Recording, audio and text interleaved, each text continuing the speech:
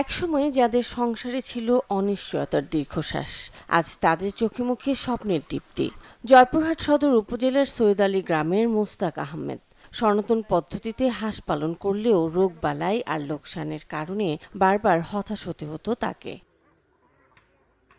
জয়পুরহাটে পল্লী কর্মসহায়ক ফাউন্ডেশনের আর্থিক ও কারিগরি সহায়তা এবং জাকস ফাউন্ডেশনের বাস্তবায়নে বিনামূল্যে পেকিন হাঁস পালন করে বদলে যাচ্ছে মোস্তাক আহমেদ সহ অসহায় ও দরিদ্র মানুষের জীবন জীবিকার চিত্র।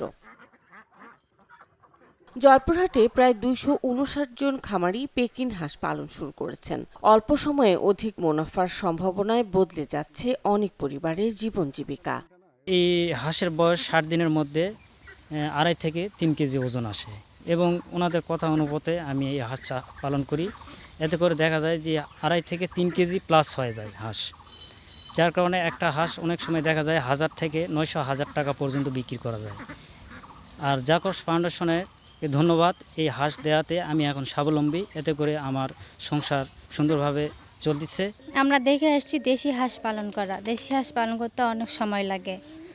তো এখন মোস্তাক ভাই একটা সাদা বেকিং হাঁস লালন পালন করতেছেন, তা আমরা দেখতেছি এতে উনি অনেক লাভবান হচ্ছেন। আমরা হাঁসটা আর পালতে যাচ্ছি। সাদা হাঁস নিয়ে আসে কি হয়েছে, এগুলো বেজিং, এগুলো অনেক ওজন দেয়, এইভাবে নিয়ে আসে তখন ওগুলো পালতে পালতে এখন দেখতেছি ওজন আসলো ২ থেকে ২.৫ কেজি ওজন।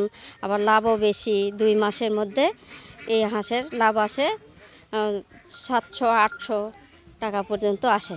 দেশি হাঁস পালে লাভবান হইনি, সাদা হাঁস একবার পালিছিলাম, লাভবান হয়েছি। অনেকে হাঁস পালন করে আমি টাকা পাইছি, এই টাকা দিয়ে আমার অনেক উন্নতি হয়েছে। সরকারি ও বেসরকারি সংস্থা জাকস ফাউন্ডেশন আধুনিক পদ্ধতিতে পেকিন হাঁস পালনকে জনপ্রিয় করতে প্রশিক্ষণ, পরামর্শ ও প্রয়োজনীয় সহায়তা পৌঁছে দিচ্ছে খামারিদের দোরগোড়ায়। দেশীয় জাতের হাঁসটা লালন পালন করতেন, তাদের অনেক অভিযোগ থাকতো যে এটাতে অনেক রোগবালাই বেশি এবং তারা লাভের মুখ দেখতেন না, লোকসানের মুখে পড়তেন। সেই ক্ষেত্রে পেকিং জাতের হাঁসটা এইটা খামারিদের জন্য এটা লাভজনক হয়েছে। এটা পেকিং জাতের হাঁসটাও রোগবালাই মুক্ত প্লাস দ্রুত বর্ধনশীল হওয়ার কারণে আমাদের উদ্যোক্তারা এটা লালন পালন করতে খুবই আগ্রহী। রোগবালাইয়ের ঝুঁকিও তুলনামূলক কম ও অল্প সময়ে দ্রুত ওজন বৃদ্ধি পাওয়ায় বছরে ৪ বার পেকিন হাঁস বাজারজাত করা সম্ভব। আমরা খুঁজে বের করেছি ধলার ইউনিয়নের একজন উদ্যোক্তা মোস্তাককে। তাকে যখন সে অন্য ব্যবসায় লস হওয়ার কারণে ভেঙে পড়েছিল, ঠিক সেই মুহূর্তে আমরা তাকে পেকিন হাঁসের বাচ্চা প্রদান করি। পিকেএসএফের সহায়তায় সম্পূর্ণ বিনামূল্যে তাকে বিভিন্ন ধরনের উপকরণ সহ এই বাচ্চাগুলো দেওয়া হয় এবং এই বাচ্চাটা দেওয়ার মূল কারণ হচ্ছে যে পেকিন হাঁস অন্যান্য দেশি হাঁসের থেকে দ্রুত বর্ধনশীল এবং এর মৃত্যুহার কম হওয়ায় এটাতে লাভের পরিমাণ অনেক বেশি আসে। বর্তমানে মোস্তাক এই হাঁস পালন করে অনেক বেশি লাভবান এবং তার দেখাদেখি এলাকায় নতুন নতুন উদ্যোক্তা সৃষ্টি হচ্ছে। প্রযুক্তি নির্ভর পেকিন হাঁস পালন গ্রামীণ অর্থনীতিতে যোগ করেছে নতুন সম্ভাবনা।